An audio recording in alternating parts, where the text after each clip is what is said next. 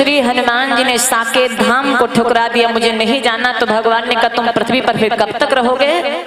तो भागवतकार ने लिखा, श्री हनुमान जी महाराज ने कहा है, जब तक मृत्यलोक में एक भी रामायण की चौपाई गाने वाला जीवित रहेगा तब तक मैं मृत्यलोक में भगवान की कथा का आनंद लूंगा। कहते मेरे भगवान श्री हनुमान जी महाराज ने त्रेता के बाद जब प्रभु चले गए तो श्री हनुमान जी महाराज ने बद्रिका आश्रम से जो आगे रास्ता देवभूमि को गया है, बद्रिका आश्रम से आगे रास्ता देवभूमि को गया, वहां अपना आसन लगा लिया और वहां पर क्या देखा, एक नहुष राजा सर्प बना पड़ा है। ये भागवत की कथा है। यदुवंश का माना हुआ राजा नहुष जो इंद्राणी इंद्रासन पाने के चक्कर में ऋषियों को अपनी पालकी उठवाया था, तो ऋषियों ने श्राप दे दिया था कि जा तो सर्प हो जा। कहते वो सर्प हो गया, और जब सर्प हो गया तो आज वही बना पड़ा है जहां श्री हनुमान जी हैं। हनुमान जी से थोड़ा आगे आज वो आगे जाकर के सर्प बना पड़ा है। यदुवंश का राजा नहुष की ये कथा, ये भागवत की बात। अब आओ यहाँ उद्धार इनका कैसे हुआ, तो महाभारत में चलना पड़ेगा। नहुष राजा का, क्योंकि भागवत की कथा है, राजा नहुष का उद्धार महाभारत में की कथा जब सुनोगे तो समझ में आएगा राजा नहुष का उद्धार कैसे हुआ। कहते जिस समय पांचों पांडव काम्यक वन में निवास कर रहे थे, इसी बीच में एक दिन व्यास भगवान आए और पांडवों से कहा, पांडव अगर तुम चाहते हो कि मेरा राज्य मुझे बिना लड़े मिल जाएगा तो कदापि नहीं होगा। इसके लिए तुम्हें अस्त्र शस्त्र की आवश्यकता है। तुम पांचों में से कोई भगवान शंकर को मनावे और अस्त्र शस्त्र का भंडार भगवान शिव के पास में है। अस्त्र शस्त्र का भंडार भगवान शंकर के पास में है। पांचों में से जाकर के तप करो और अस्त्र शस्त्र की विद्या ग्रहण करो। पांचों पांडवों में से अर्जुन जाने के लिए तैयार हुए। मेरी बहनों देवी द्रौपदी जब अर्जुन चलने लगे तो देवी द्रौपदी ने विदाई दिया। अर्जुन जाते हैं इंद्रकीलगिरी पर्वत पर। अर्जुन जब इंद्रकीलगिरी पर्वत पर गए तो आज कहते हैं आज इंद्र ने भगवान शिव की आराधना की।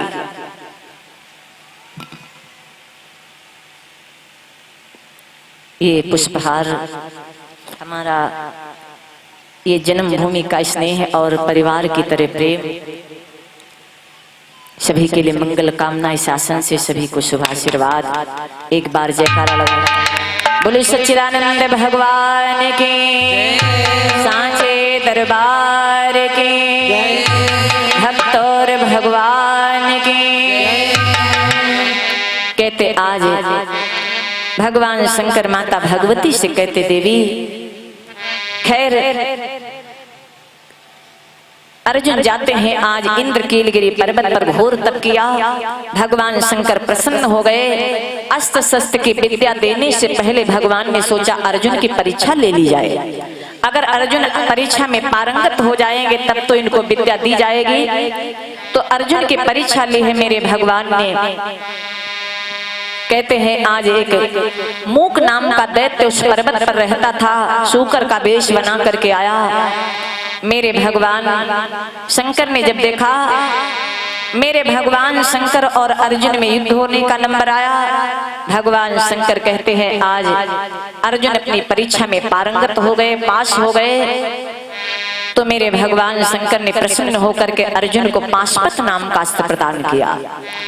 ये पाशुपत नाम का अस्त्र भगवान शंकर ने अर्जुन को दिया। और एक बात बताई अर्जुन, एक बात ध्यान रखना, जब ये तुम अस्त्र चलाओगे तो उस समय संसार में महाप्रलय आ जाएगा। इसलिए जब किसी नारी की लाज लुटने लगे या धरा संकट में पड़ जाए तब ये हथियार चलाना। अर्जुन ने कहा ठीक, अर्जुन लेकर के चल पड़े। सोचा लाओ पिता इंद्र जी के दर्शन करता चलो। आज इंद्र लोक को अर्जुन गए पिता इंद्र के दर्शन करने के लिए।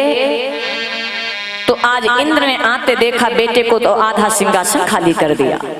और जब आधा सिंहासन खाली कर दिया, अर्जुन इंद्रपुरी में है, रात का समय है, अर्जुन नर का अवतार है, मेरे कन्हैया नारायण का अवतार है। अर्जुन इंद्रपुरी में है, रात का समय है। सोच रहे क्योंकि 14 गुरु बुलवाए थे इंद्र ने अपने बेटे को विद्या अध्ययन करवाने के लिए। 14वीं गुरु काम शास्त्र की उर्वशी है। कहते हैं आज मेरे भगवान अर्जुन रात का समय है, सोच रहे हैं इंद्रपुरी में कौन सा दिन आएगा जो मुझे पांडवों से आधा राज्य, कौरवों से आधा राज्य मिलेगा और कौरवों से बैर का मुझे शांति मिलेगी। भागवतकार ने लिखा, सोच रहे हैं बेसोचा करते थे कैसे, बेसोचा करते थे कैसे, कौरव दल मारा जाएगा।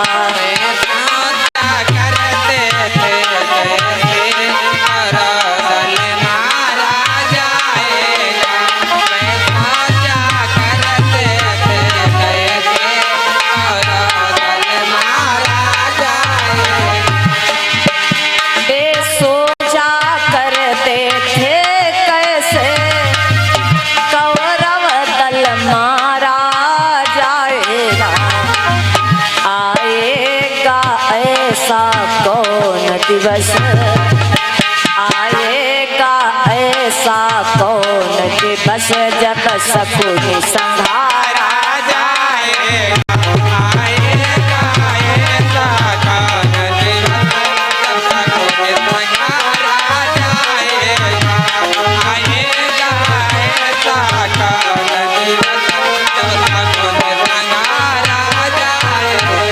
वो कौन सा ऐसा दिन आएगा जिस दिन आज कौरव से मुझे छुटकारा मिलेगा, मेरा आधा राज्य मिलेगा। जब इतना कहा तब तो भागवतकार वैशंपायन जी राजा जनमेजय से कहते हैं, सारी रात बीत गई और इधर चार पांडव और देवी द्रौपदी सोचने लगे।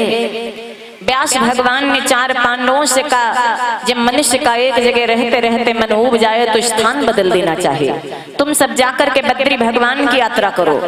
चार पांडव देवी द्रौपदी आज बद्री भगवान को जा रहे थे। कहते बद्री भगवान का रास्ता बड़ा कठिन दुर्गम मार्ग पर जा रहे हैं। उस दुर्गम रास्ते पर जाते देखा देवी द्रौपदी का शरीर कुम्हलाने लगा। धर्मराज ने भैया भीम से कहा, भैया भीम लगता है द्रौपदी से मेरा साथ छूट जाएगा। भीम ने कहा, नहीं दादा, प्यारी पंचाली का पथ श्रम, प्यारी पंचाली का पथ श्रम, पल भर में ही हर काम, प्यारी पंचाली का पथ श्रम, पल भर में ही हर काम, प्यारी पंचाली का पथ श्रम, पल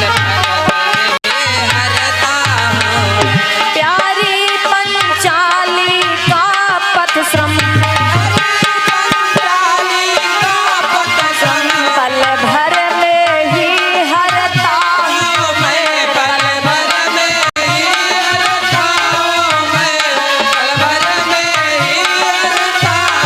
प्यारी पंचाली का पथ श्रम, वीर घटोत्कच को, अपने सुत वीर घटोत्कच को इस समय याद करता हूँ मैं, अपने सुत वीर घटोत्कच को समय याद करता हूँ मैं, अपने सुत वीर घटोत्कच को समय याद करता हूँ।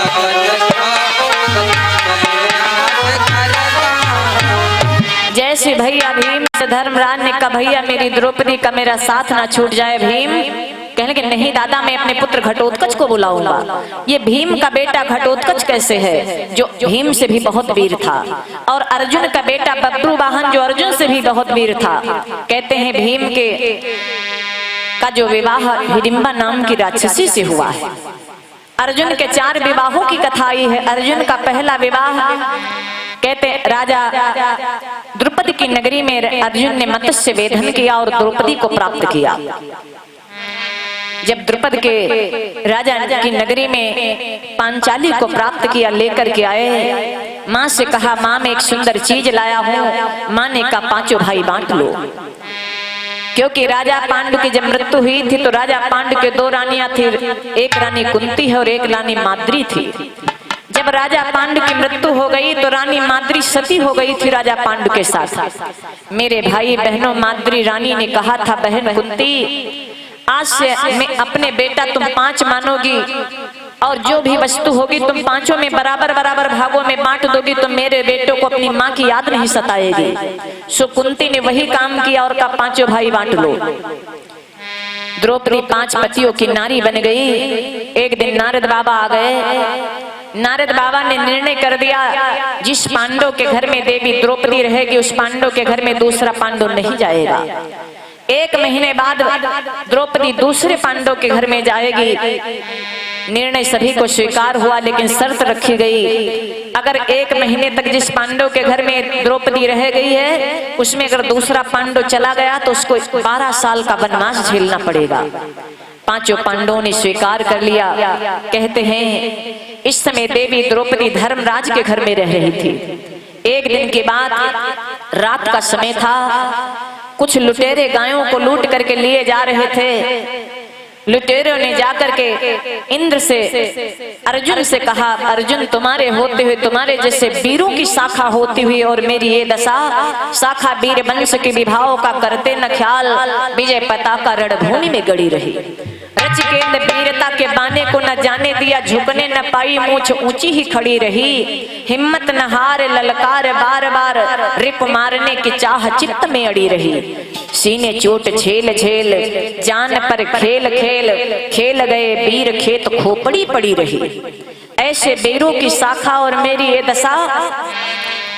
राजा अर्जुन रात का समय है, दौड़ करके गए अपने भैया के कमरे में। सोचा अगर अंदर जाता हूं तो मुझे 12 साल का वनवास मिलेगा, नहीं जाता हूं तो गायों की रक्षा नहीं हो पाएगी, मेरा धर्म चला जाएगा। धर्म न जाने पाए इसलिए क्या किया।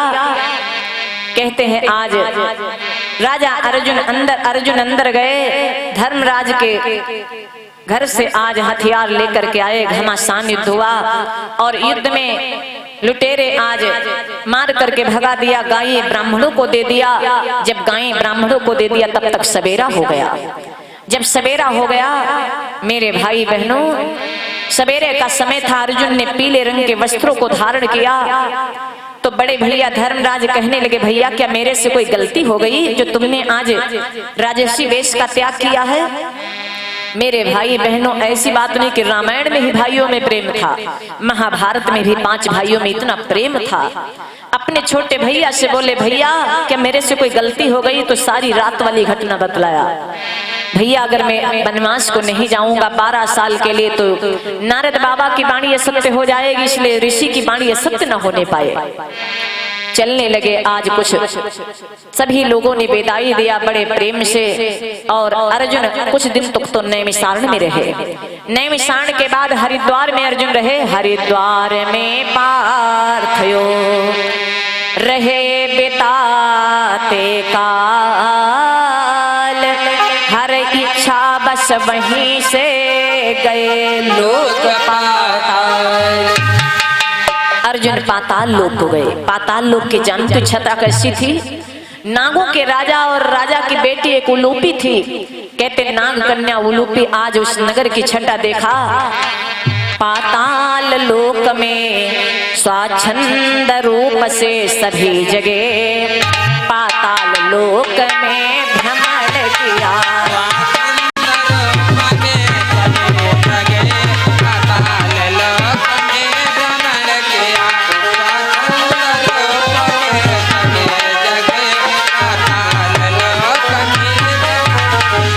स्वाच्छंद रूप से सभी जगह, पाताल लोक में भ्रमण किया। नागों की सुता उलूपी से, नागों की सुता उलूपी से विधि पूर्वक पानी ग्रहण किया।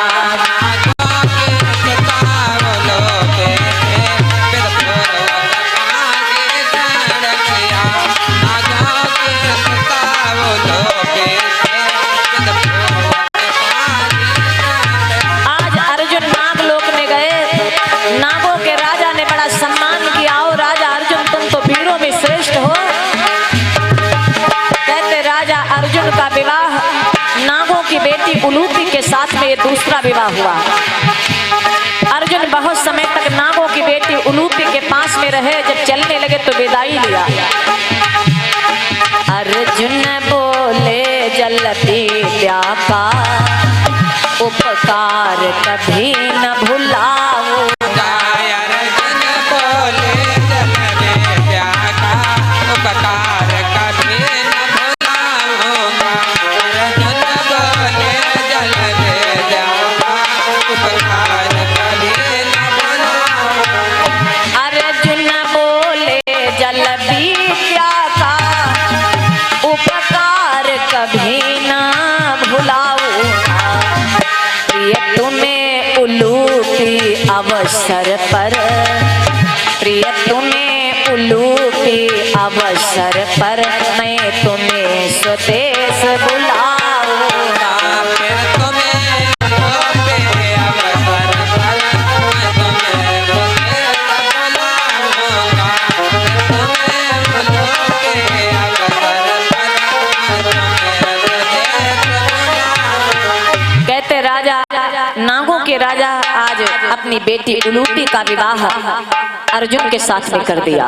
और बहनों भाइयों, उलूपी को 14 विद्याएं आती थी जल में निकलने की और प्रवेश करने की। देवी उलूपी ने अर्जुन को 14 विद्याएं सिखलाई और उसके बाद में विवाह हुआ। अर्जुन बहुत समय तक नागलोक में रहे। देवी उलूपी से विदाई लेकर के अर्जुन कहाँ गए? मणिपुर को गए। कहते हैं मणिपुर के राजा का नाम था राजा चित्रवाहन, जो बड़ा वीर था और उसका सिंहासन ऐसा था, भागवतकार ने लिखा है कि इंद्रासन भी उसके आगे लज्जित होता था। हालांकि राजा चित्रवाहन के कोई बेटा नहीं था, एक बेटी थी जिसका नाम था चित्रांगदा। मणिपुर था विशाल बना हुआ, सुख संपत्ति से सुसज्जित था।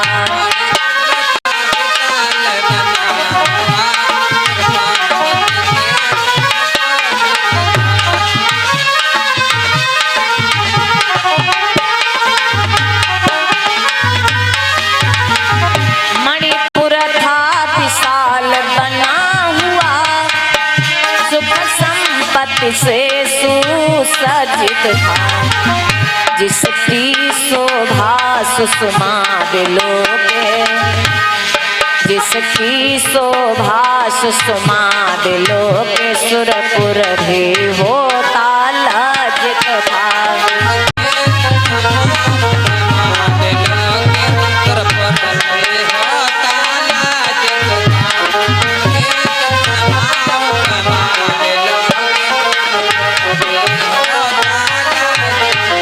सब कुछ था नभ के पुत्र न था,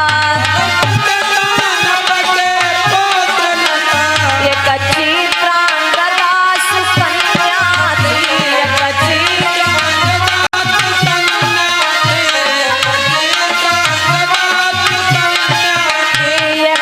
चित्रांगदा सुकन्या जो सकल कलामों में भूपर, जो सकल कलामों में भूपर धन्या थे तथा अनन्या थे। जो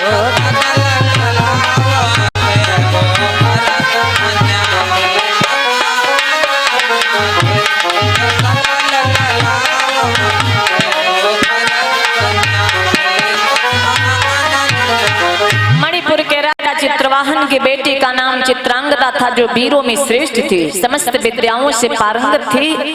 राजा चित्रवाहन का सिंहासन राजा अर्जुन मणिपुर में जब पहुंच गए, कहते मणिपुर इतना विशाल था, राजा चित्रवाहन को यह बात पता चला कि पांडु राजा के पुत्र अर्जुन मेरी नगरी में पधारे।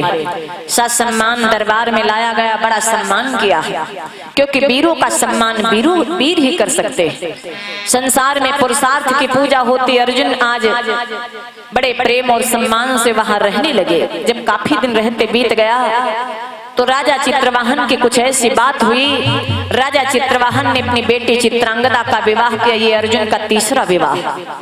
नप की अर्जुन से बात हुई, नप की अर्जुन से बात हुई, कुछ ऐसा वातावरण हुआ।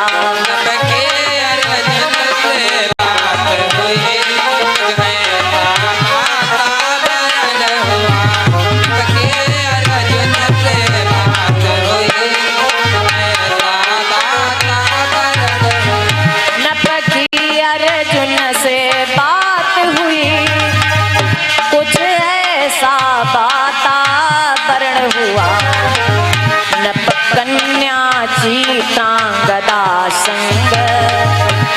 कन्या चित्रांगदा संग अर्जुन का पाणी ग्रहण हुआ।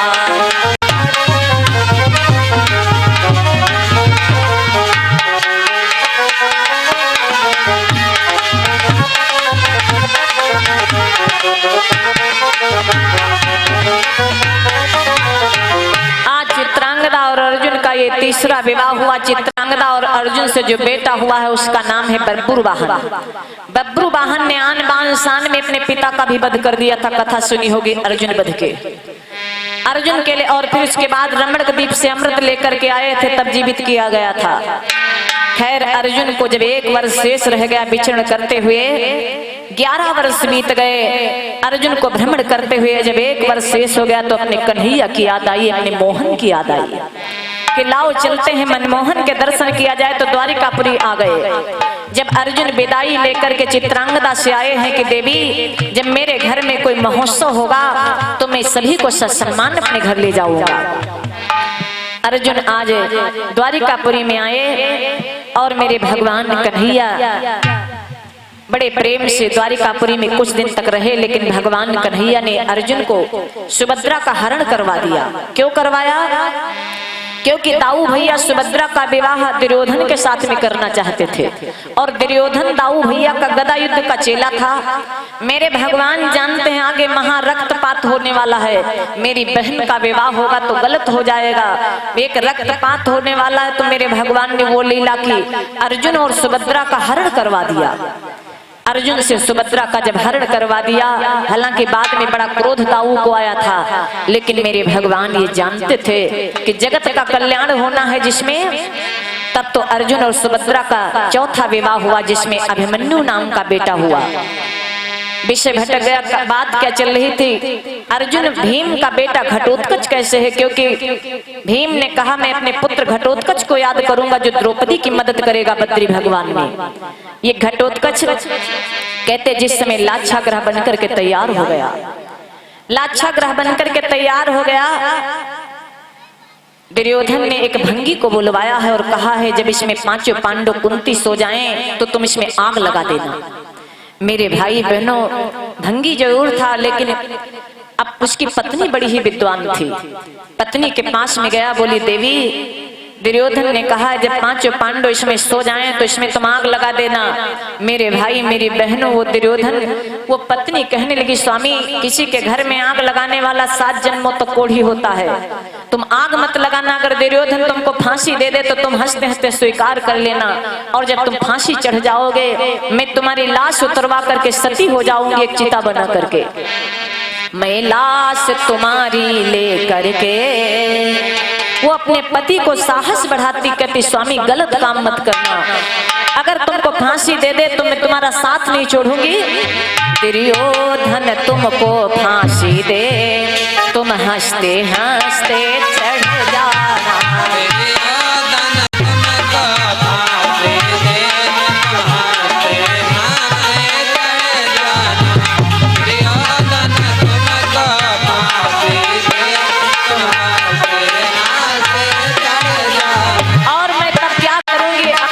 से कहती स्वामी मैं लाश तुम्हारी ले करके एक सुंदर चिता बनाऊंगी, फिर ओम नाम का सुमिरन कर, फिर ओम नाम का सुमिरन कर, मैं तुरंत सती हो जाऊंगी।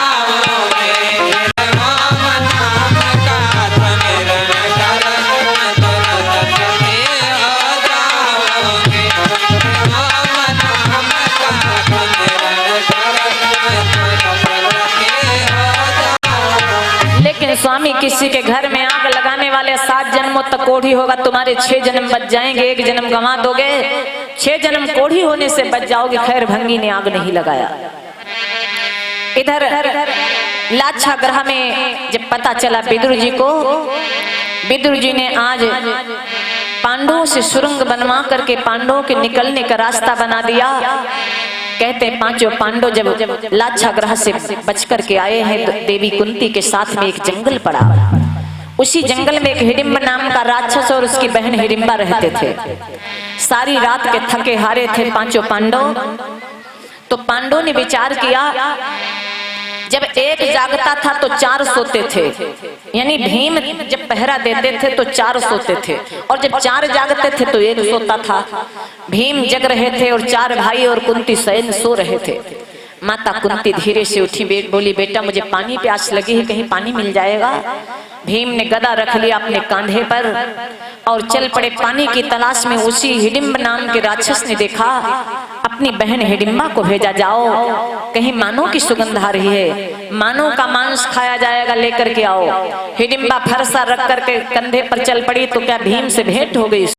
भीम को देखा, बड़ा वीर लगता है, आज तो तेरा मांस मेरा भैया खाएगा। हिडिंबा ने जैसे इतना कहा तो भीम ने सोचा ये तो नारी है, नारी पर प्रहार करना उचित नहीं। तो लेकिन जब उसने पीछे से प्रहार कर दिया तो भीम और हिडिंबा नाम की राक्षसी का घोर युद्ध हुआ। जब पराजित हो गई तो भीम के चरणों गिर गई, और भीम के चरणों में गिर गई। भीम ने कहा ये क्या, अभी तो प्राण ले रही थी, अब चरणों में पड़ी है। तो कहने लगी, मैंने अपने जीवन में प्रण किया था कि मैं जिस पुरुष से पराजित हो जाऊंगी उसी से अपना विवाह करूंगी। भीम ने मना कर दिया, मेरे अन्य भाइयों का विवाह नहीं हुआ, मैं विवाह नहीं कर सकता। लेकिन माता कुंती के पास में जब हिडिंबा पहुंची, अपनी बात बताया तो माता कुंती ने भीम को आज्ञा दी। उसी जंगल में गंधर्व विवाह हुआ है। भीम और हिडिंबा नाम की राक्षसी का गंधर्व विवाह हुआ। भीम और हिडिंबा नाम की राक्षसी से जो बेटा हुआ है उसका नाम था घटोत्कच, बड़ा वीर था। आज जब बद्री भगवान के मार्ग में द्रौपदी का शरीर कुम्हलाने लगा तो भीम से कहा, भीम द्रौपदी की मदद करो। तो भीम ने घटोत्कच को याद किया, याद घटोत्कच के लिए किया जब भी लेना, आया तत्क्षण वहां पर सादर किया प्रणाम। कहिए पिताजी मेरे लिए क्या आज्ञा है। वो घटोत्कच आया, पिताजी मेरे लिए क्या आज्ञा है। तो भीम ने कहा हम सबको बद्री नारायण पहुंचना है। सबको उसने अपनी पीठ पर बिठा करके और दौड़ करके पहुंचा दिया बद्री भगवान में। सबको वो सबल वीर ने लिया पीठ बैठाल, दोनों मार्ग से दौड़ कर यात्रा की तत्काल।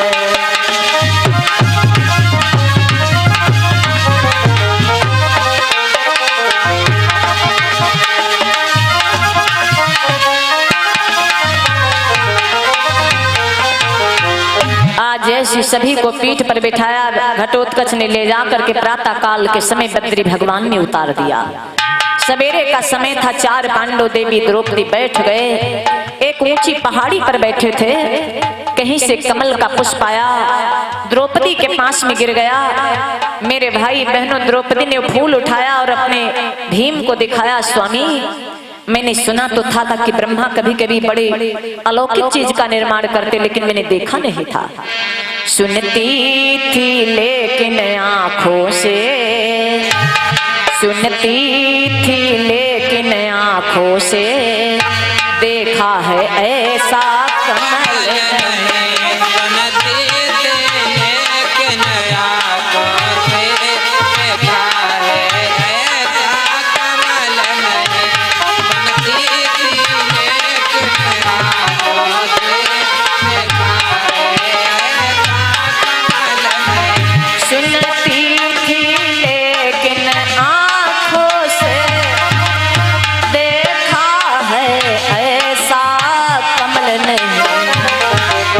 जिसमें ब्रह्मा प्रगटाए हो, जिसमें ब्रह्मा प्रगटाए हो सकता ऐसा कमल नहीं। ब्रह्मा प्रगटाए हो सकता ऐसा कमल नहीं, जिसमें ब्रह्मा प्रगटाए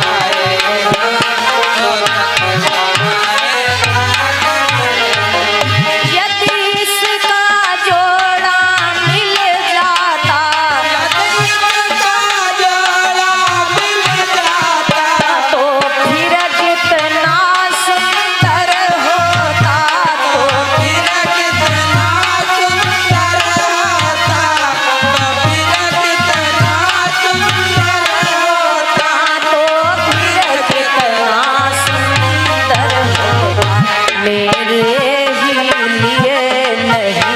सबको, मेरे ही लिए नहीं सबको, रुचिकर होता मन हर होता। मेरे लिए नहीं सबको, रुचिकर होता मन हर होता। मेरे लिए नहीं सबको, रुचिकर होता मन हर होता। जैसी भीम की तरफ वो कमल का पुष्प दिखाया, स्वामी अगर इसका जोड़ा मिल जाता तो मुझे बड़ा अच्छा लगता। अरे भीम को अहंकार था अपने बल का। कहते हैं भीम ने कहा अरे इसका जोड़ा, अरे कहो लाखों ले आ दूं देवी।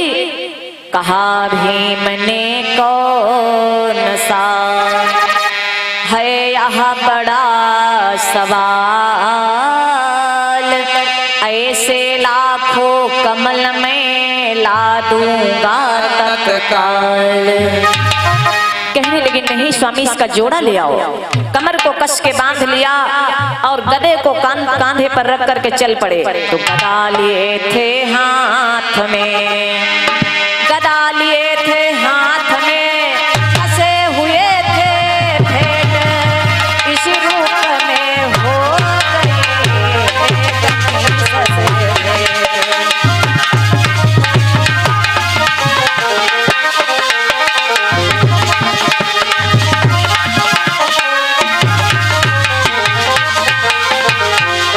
कमर को कस के लिए जा रहे, बांधे जा रहे थे, ऐसे तेजी से जा रहे हैं। आज कमल के फूल की तलाश में बद्री भगवान योग भूमि है, बद्री भगवान योग भूमि है, अयोध्या बैराग की भूमि है और वृंदावन प्रेम की भूमि है, नैमिषारण्य तपोभूमि है। ऐसा संतों ने बतलाया। योग भूमि में बड़ी तेजी से जा रहे थे तो क्या देखा, आगे एक बड़ा विशाल काय बंदर रास्ता रोके लेटा। भीम घबराए, इतना बड़ा बंदर तो कभी नहीं देखा गया। अब आज जैसी देखा क्या, भूधराकार तन किए हुए, भूधराकार तन किए हुए, वह बीच राह में लेटा था। भूधराकार तन किए हुए, वह बीच राह में लेटा था। भूधराकार तन किए हुए, वह बीच राह में लेटा था। भूधराकार तन किए हुए, वह बीच राह में लेटा था। श्री भीमसेन जैसा योद्धा, श्री भीमसेन जैसा योद्धा, उसकी नजरों में डटा नहीं। श्री भीमसेन जैसा योद्धा, उसकी नजरों में डटा था। श्री भीमसेन जैसा योद्धा, उसकी नजरों में आवाज लगा कौन? संभव है ये मकरध्वज है, जो हनुमान का बेटा है, जो हनुमान का बेटा है, जो हनुमान का बेटा है। जो हनुमान का बेटा। मेरा बल तो अजमाने को, मेरा बल तो अजमाने को, इस धीरे राह में लेटा है। मेरा बल तो अजमाने को, मेरे राह में लेटा है। मेरा बल तो अजमाने को, मेरे राह में लेटा है। इतना विशाल बंदर जब देखा तो कहां से आया, इतना बड़ा लगता है मकरध्वज हनुमान का बेटा है। भीम को बल तो बहुत था लेकिन थोड़ा बुद्धि की कमी थी, बुद्धि काम नहीं की। भीम ने सोचा ये हनुमान का बेटा मकरध्वज है, कोई हो आवाज लगाया, पैरों को पटपटाया। मेरे पैरों की आहट से सब वन्य जीव भग जाते हैं, मेरे पैरों की ठोकर से भारी पहाड़ फट जाते। और ये बंदर मेरे पैरों की आहट तक नहीं सुनता। आवाज लगाए बंदर जरा रास्ता दे दे, मुझे आगे जाना, नहीं तो तेरे मेरे पैरों में फंस करके तेरे शरीर चोट खा जाएगा, इसलिए मुझे रास्ता दे दे बंदर। वो बूढ़े और बड़े बानर कि "ए बंदर जरा रास्ता दे दे। ओ बूढ़े और बड़े बानर, मुझको कुछ आगे जाना है। बूढ़े और बड़े बानर, मुझको कुछ आगे जाना है। बूढ़े और बड़े बानर, मुझको कुछ आगे जाना है। ओ बूढ़े और बड़े बानर, मुझको कुछ आगे जाना है। रास्ते से जिस तरह हट सकेगा वैसे, जिस तरह हट सकेगा वैसे, रास्ते से तुझे हटाना है।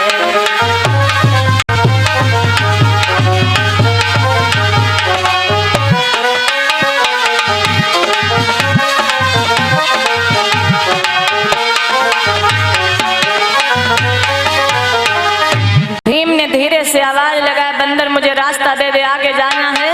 वो बंदर धीरे से बोला जैसे कोई बुढ़ा बोलता है, तू कौन पुरुष है क्यों न मुझे। वैशंपायन जी कहते राजा जन्मेजय से, राजा जन्मेजय। वो बूढ़ा धीरे से जैसे कोई बुढ़ा बोलता है ऐसे बंदर बोला, तू कौन पुरुष है क्यों न मुझे, सोने देता छंद यहाँ। कौन पुरुष है क्यों न मुझे, सोने देता छंद यहाँ। कौन पुरुष है क्यों न मुझे, सोने देता छंद यहाँ। तू कौन पुरुष है क्यों न मुझे, सोने देता सा छंद यहाँ। लौट जा तुरंत तू पीछे को, लौट जा तुरंत तू पीछे को, आगे है रास्ता बंद यहाँ। लौट जा तुरंत तो पीछे को, आगे रास्ता बंद। तुरंत तो पीछे को, आगे रास्ता बंद। आज भीम ने जैसे सुना, मेरा बल विक्रम और शौर्य, बल विक्रम और शौर्य, बलराम कृष्ण को भाषित है। बलराम प्रेम का वाकिफ है। बलराम प्रेम का वाकिफ है। बलराम कृष्ण को भाषित मारा है मैंने जरासंध, मारा है मैंने जरासंध, मेरे भय से जगदार। रात है मारा है मैंने जरासंध, मेरे भय से जगदार है। मारा है मैंने जरासंध, मेरे भय से जगदार। जैसी भीम ने कहा तुम कौन, बंदर ने कहा तुम कौन है रास्ता देने की बात कहते हो, अरे रास्ता इधर बंद है, लौट जाओ पीछे को। भीम ने जैसे इतना सुना, ये बंदर मुझे नहीं जानता, अरे ये बंदर मुझे नहीं जान, अरे मुझे जानना तो बलराम से पूछ मैं कौन हूँ, उस कन्हैया से पूछ जिस जरासंध को बल कृष्ण और बलराम नहीं मार पाए, मैंने टांगे पकड़ करके फाड़ के फेंक दिया, और ये बंदर मुझे नहीं जानता। जब इतना कहा तो बंदर ने धीरे से पूछा, भैया ये बलराम कृष्ण कौन है। अब भीम बड़े चक्कर में पड़ गए, ये बलराम कृष्ण को भी नहीं जानता, तुम किसको जानते हो। बंदर ने कहा मैं तो एक नाम जानता हूं अपने राम का। राम का? तो भीम ने बड़े आश्चर्य से पूछा कि तुम राम को जानते हो। अरे बंदर कहने लगा, पागल, राम को जानने वाली चीज है, राम तुम्हारे में, राम हमारे में, संसार के कड़कड़ में समाया है। सिया राम मैं सब जग जाने,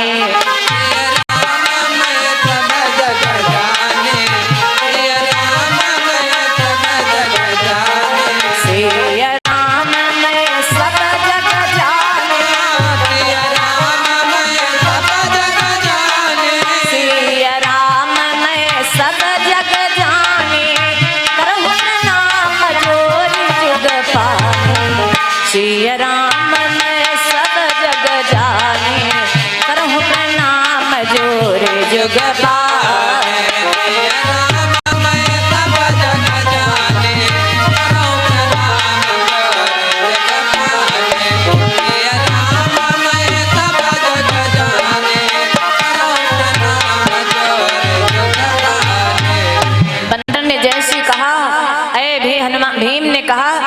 कि राम कोई जानने वाली चीज है। तब तो बंदर कहने लगा राम तुम्हारे में, राम हमारे में है, संसार के कड़कड़ में राम समाया है।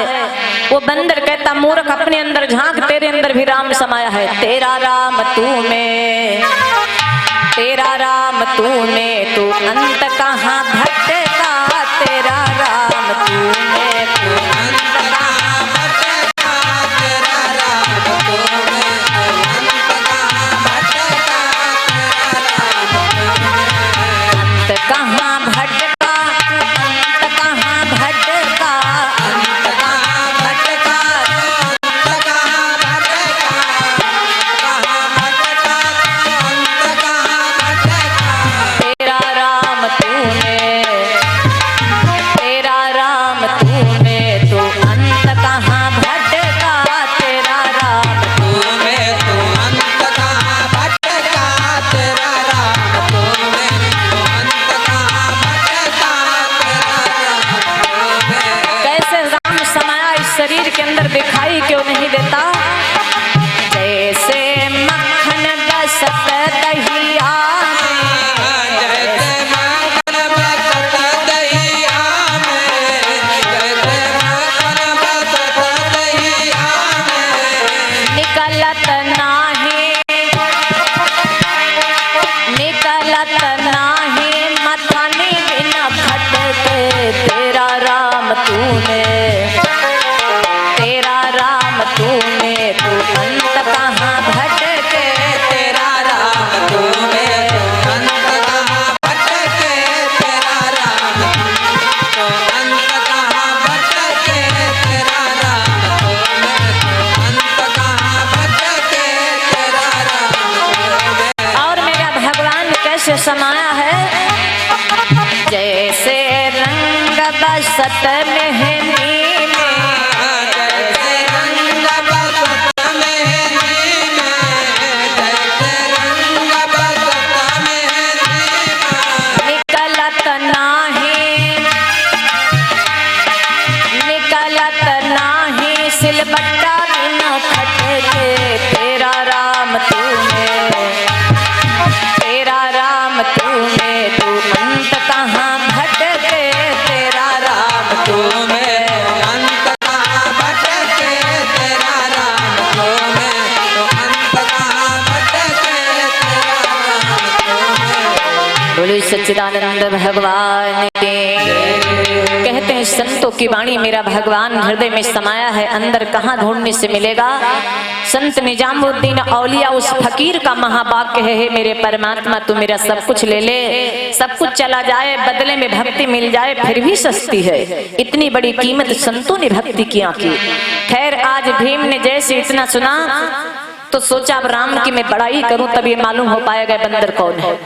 तो आज भीम कहने लगे ऐ बानर, जिनको तुम राम समझते हो है वही राम घनश्याम हुए, करने सहाय शेषावतार लक्ष्मण आकर बलराम हुए। अरे वो बंदर कहने लगा राम को श्याम और लक्ष्मण को बलराम बताने लगा, तू कौन होता पहले अपना परिचय दे। भीम ने कब मैं अपना परिचय सोचा ऐसा परिचय बताऊं कि बंदर कांप जाए, डर जाए। तो भीम ने बड़ा ऊंचा नाम बताया, मैं पुत्र पवन का भीमसेन, मैं पुत्र पवन का भीमसेन, श्री हनुमान का भ्राता, मैं पुत्र पवन का भीमसेन, हनुमान का भ्राता,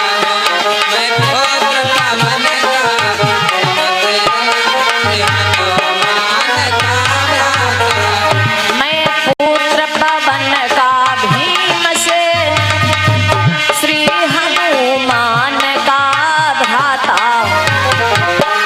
राम भक्त कहलाते थे,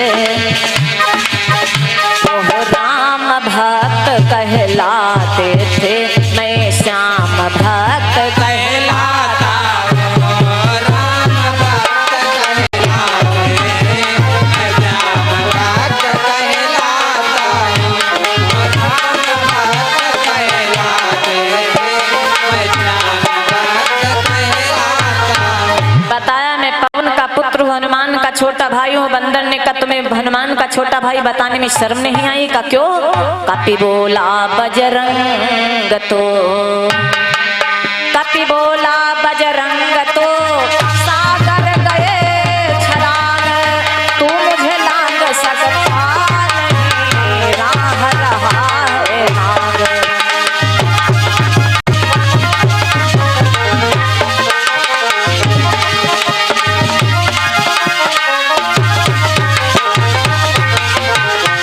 बंदर कहने लगा, हनुमान का छोटा भाई तुमने क्यों बताया? अरे हनुमान जी तो 100 योजन समुद्र पार कर गए और तुम मुझे नहीं लांग सकता, निकल जाओ। जैसे इतना कहा तो भीम ने सोचा ये तो बात अच्छी बताई, लेकिन एक मर्यादा होती है। हनुमान जी आज वो बानर कहने लगा, अगर निकलना है तो मेरी पूंछ हटा करके अलग रख दो, जहां जाना चले जाओ। भीम ने क्या किया, एक हाथ से गदा और एक हाथ से पूंछ उठाने लगे। भीमसेन का हो गया, कहते गदे को फेंक दिया, दोनों हाथ से पूंछ में जुट पड़े, लेकिन पूंछ उठना तो दूर गया, जैसे रत्ती भर हिली तक नहीं। जैसे युद्ध भूमि में जनकपुरी में धनुष में 60,000 राजा लगे रहे, लेकिन धनुष को हिला तक न पाए, ठीक उसी तरह आज भीम की सारी ताकत पसीना बन के निकल गई। भीमसेन का हो गया सारा शिथिल शरीर, तब बोले तुम कौन हो महावीर समवीर।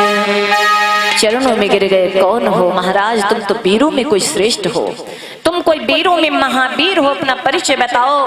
मैं तो अभी तक भटक रहा था, मुझे बुद्धि मेरी काम नहीं कर रही थी। तो भीम की बात सुनकर के आज क्या बताया बेटा? कपि बोला क्या बतला ही दूं, कपि बोला क्या बतला ही दूं, बतलाना नहीं चाहता था।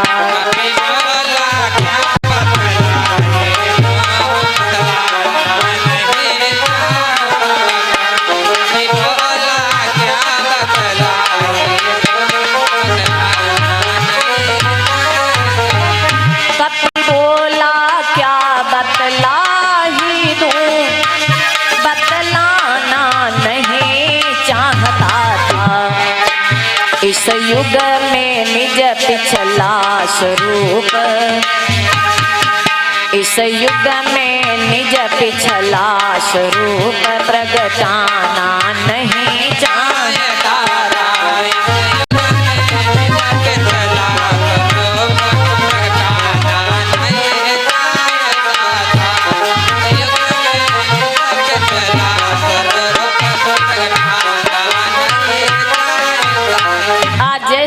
कहते हो तो मैं बताए देता हूँ, जिनको तुम राम समझते हो हैं वही मैं अनुचर हूँ उन्हीं राम का, कहते हैं मुझको हनुमान किंकर हूँ उन्हीं राम का। जैसे इतना बतलाया, चरणों में पांडव गिर गए, आज वो भीम चरणों में गिर गए। दर्शाया कपिराज ने या कह दे विश्वरूप, चरणों में पांडव गिरे बोले बचन अनूप। कहने लगे महाराज मेरी मदद करो। हनुमान जी ने कहा इसीलिए तो परिचय नहीं बता रहा था, परिचय बताया तो कहते मदद करो। अरे तुम देखते हो मैं कितना बुढ़ा हो गया हूँ, भला तुम्हारी मदद कर ही क्या सकता हूँ। कहते हैं भीम को ये बात का ज्ञान था कि श्री हनुमान जी महाराज को अंगिरा ऋषि का श्राप था। बचपन में अंगिरा ऋषि का श्राप था श्री हनुमान जी महाराज को, क्योंकि हनुमान जी महाराज बानर स्वभाव के कारण ऋषियों को परेशान करते थे। लकड़ियां इकट्ठी रखी होती थी तो फैला देते थे, बर्तन समुद्र में फेंक देते थे। एक दिन अंगिरा ऋषि ने हवन के लिए लकड़ियां रखी थी और बर्तन साफ करके स्नान करने चले गए। सारी लकड़ियां फैला दिया, बर्तन समुद्र में फेंक दिए। बाबा ने श्राप दे दिया, जाओ जिस बल के कारण तुम ऋषियों को परेशान करते हो तुम अपना बल भूल जाओगे। अंजनी मैया ने बड़ा दुख किया, अरे बाबा तुम्हारे जैसा कोई नहीं मिला, एक आज तक जिसने भी दिया मेरे बेटे को कोई न कोई वरदान दिया और तुमने एक श्राप में सबका काट कर दिया। तो जाओ फिर से वरदान में परिवर्तित किया था। अंगिरा ऋषि ने कहा था जाओ जब इसके बल की कोई याद दिलाएगा तो उतने बल याद आ जाएगा। आज याद दिलाते हैं, अये हनुमान जी से कहते अये श्रेष्ठ वीर, प्रभु राम आपके बल पर ही, प्रभु राम आपके बल पर ही दैत्यों पर विजय पा गए थे।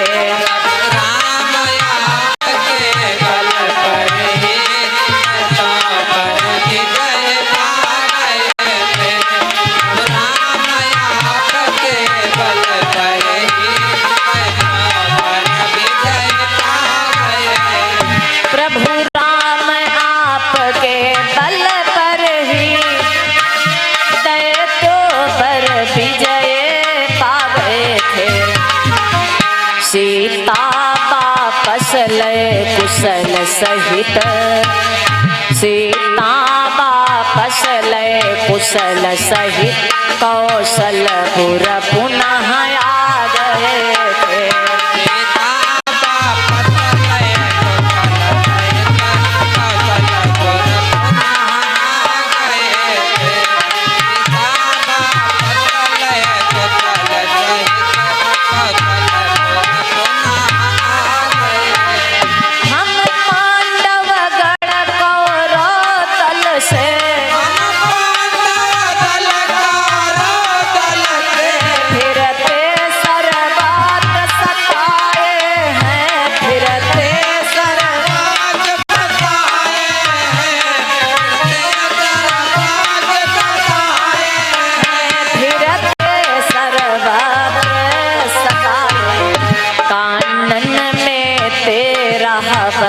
पूर्ण कानन में तेरा बरस पूर्ण, सकुटुंब बिताने आए हैं।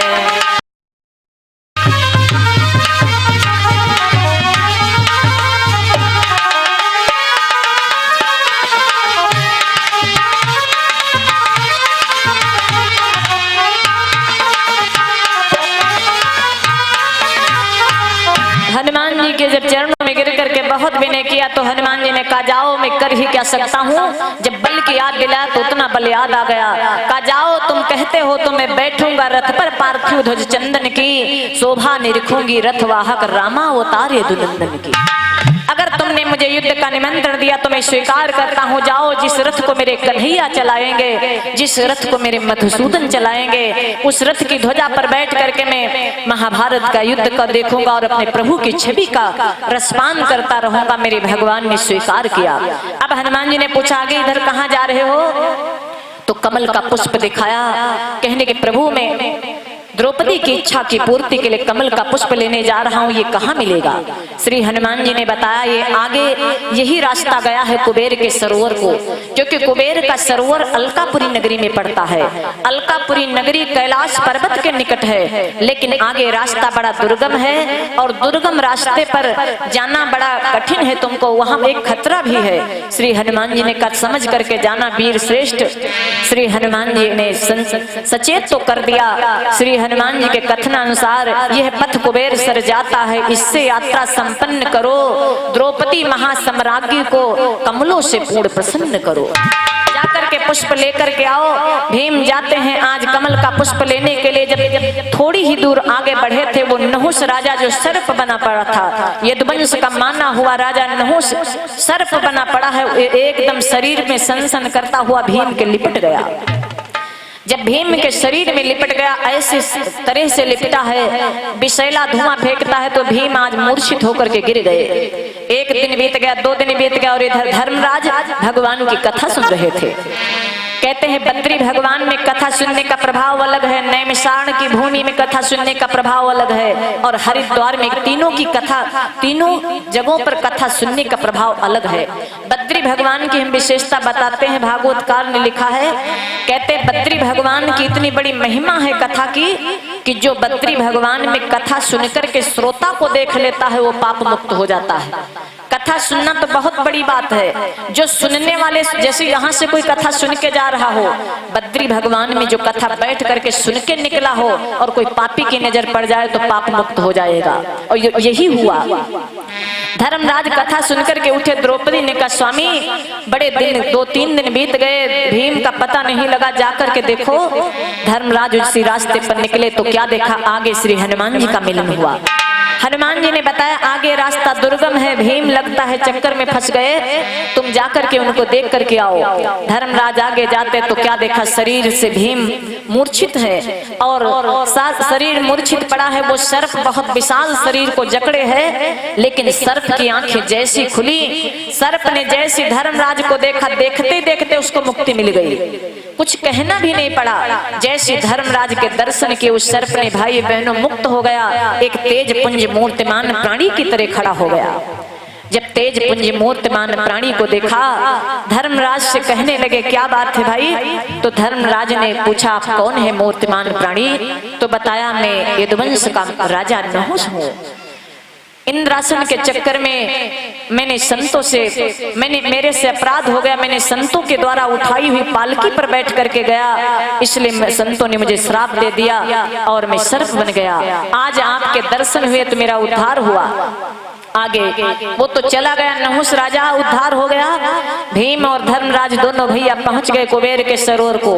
पहले तो ये छो से घोर युद्ध हुआ और युद्ध के बाद जब कुबेर को पता चला कि मेरी नगरी में भीम और धर्मराज जैसे महात्माएं हैं, क्योंकि धर्मराज सत्यधारी है इसलिए उनकी महात्माओं में गिनती थी। धर्मराज और भीम पधारे तो ढेर सारे कमल के पुष्प लेकर के आए और बड़े प्रेम से हृदय से लगाया है धर्मराज को कुबेर ने। भीम ने आज युद्ध का निमंत्रण दिया, कुबेर ने युद्ध का निमंत्रण स्वीकार किया। भीम लेकर के आए कमल का पुष्प, देवी द्रौपदी को दिया।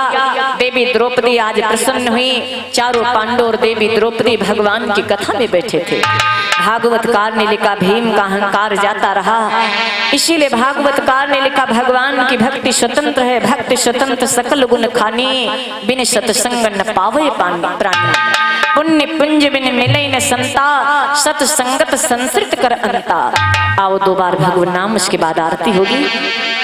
सब कहे तुम बिगड़ी बनायो, सब कहे तुम बिगड़ी बनायो, हमारी सुधि काहे भुलायो।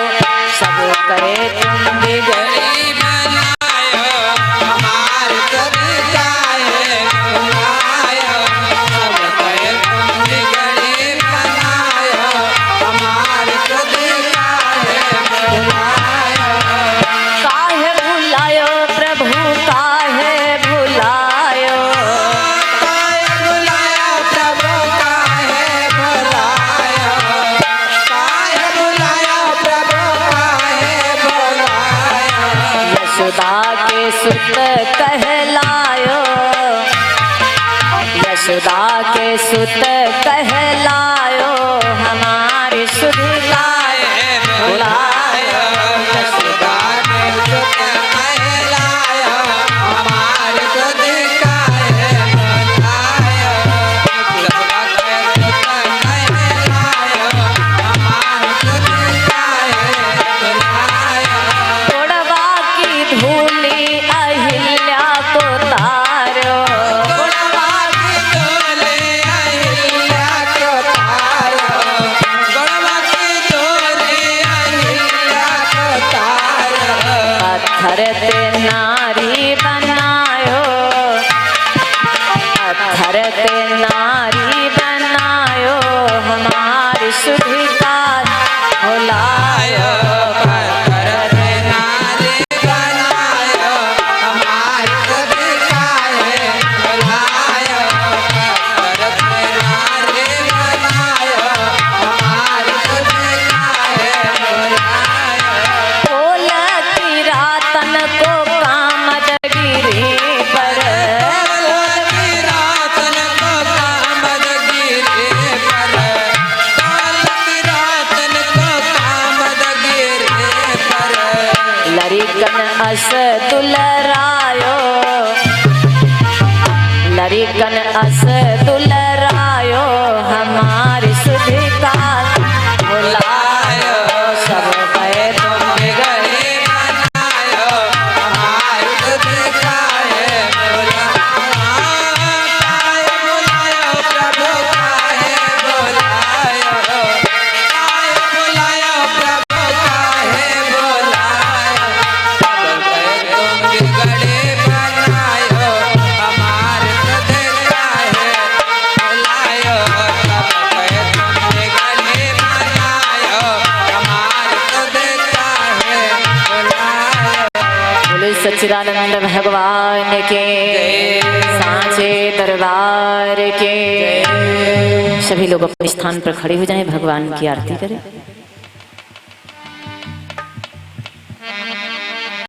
बोले सच्चिदानंद भगवान की, श्री भागवत भगवान की है आरती। पापियों को आरती श्री भागवत भगवान की है आरती पापियों को पाप से है तारती श्री भागवत भगवान की है आरती पापियों को पाप से है तारती ए अमर ग्रंथ ए मुक्ति पंथ ए पंचम वेद निराला नव ज्योति जलाने वाला अमर ग्रंथ है मोक्ष पंथ है पंचम वेद निराला नव ज्योति जगाने वाला हरि नाम यही हरि धाम यही हरि नाम यही हरि धाम यही जग के मंगल की आरती पापियों को पाप से है तारती से भागवत भगवान की है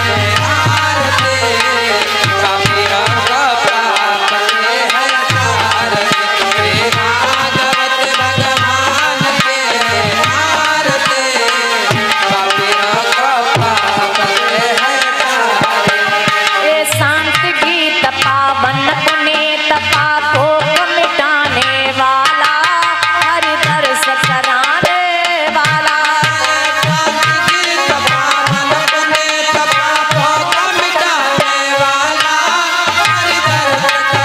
ए सुख करने ए दुख हरने ए सुख करने ए दुख हरने श्री मधुसूदन की आरती पापियों को पाप से है तारती भागवत भगवान की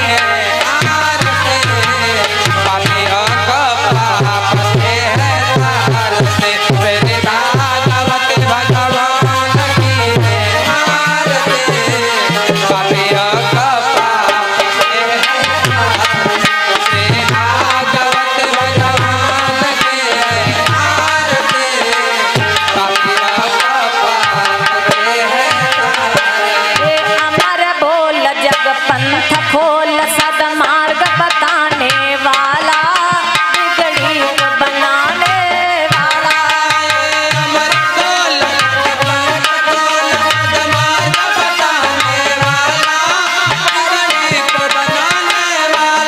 श्री राम यही घन श्याम यही श्री राम यही घन श्याम यही प्रभु की महिमा की आरती पापियों को पाप से है तारती भागवत भगवान की है आरती पापियों को पाप से है तारती भागवत भगवान की है आरती पापियों को पाप से है तारती भागवत भगवान की है आरती पापियों को पाप से है तारती भागवत भगवान की है आरती पापियों को पाप से है तारती बोले सच्चिदानंद भगवान